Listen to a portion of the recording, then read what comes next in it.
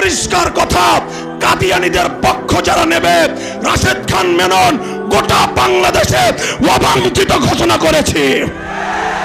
মুরগিচোরা শাহরিয়ার কবির যেখানে পাওয়া যাবে জুতা দিয়ে বাইরে সোজা করে দিতে হবে।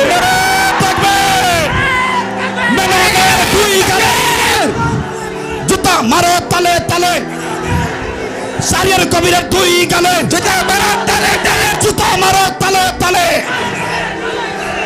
আমরা পরিষ্কার ভাষায় বলতে চাই, রাশেদ খান মেনন, হাসানুল হক ইনু, মুরগিচোরা শাহরিয়ার কবির গং, এই ইনু আর মেনন নৌকার খয়রাত নিয়ে এমপি হয়ে সংসদে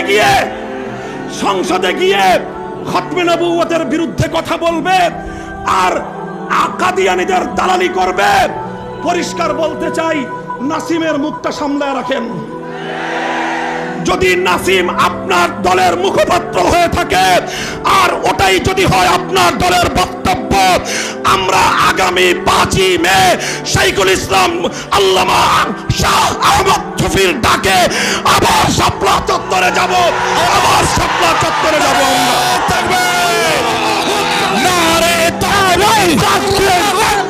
ইসলামের শত্রুরা হুঁশিয়ার সাবধান, হুঁশিয়ার সাবধান।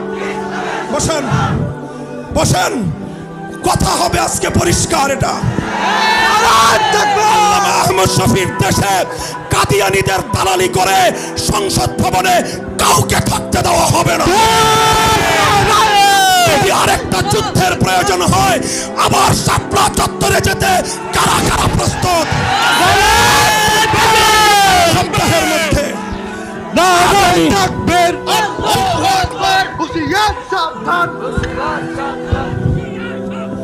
আগামী 1 সপ্তাহের মধ্যে টঙ্গীর পবিত্র ইজতেমার মাঠ যাদের রক্ত দিয়ে ধুয়ে পরিষ্কার করা হয়েছিল, আল্লামা আহমদ শফির নেতৃত্বে হযরত মাওলানা জুবায়ের সাহেব, যিনি এই কাকরাইলের কাকরাইলের যে ওয়াকফ প্রশাসন অনুমোদিত কমিটি মুতাওয়াল্লির কাছে হস্তান্তর করতে হবে। আমরা ধৈর্য ধরেছি, আরো ধৈর্য ধরতে চাই, কিন্তু যদি আল্লামা আহমদ শফি, জুনায়েদ বাবু নগরী যদি আমাদেরকে আগামী জুমা ইজতেমার ময়দানে গিয়ে আদায় করতে বলেন, যে কোনো মূল্যে রক্তের বিনিময়ে, রক্তের সাগর পাড়ি দিয়ে সেই জুমা কামিয়াব করতে হবে। নাসরুম মিনাল্লাহি ওয়া ফাতহুন করিব। দেখা হবে আবার যুদ্ধের ময়দানে ইনশাআল্লাহ।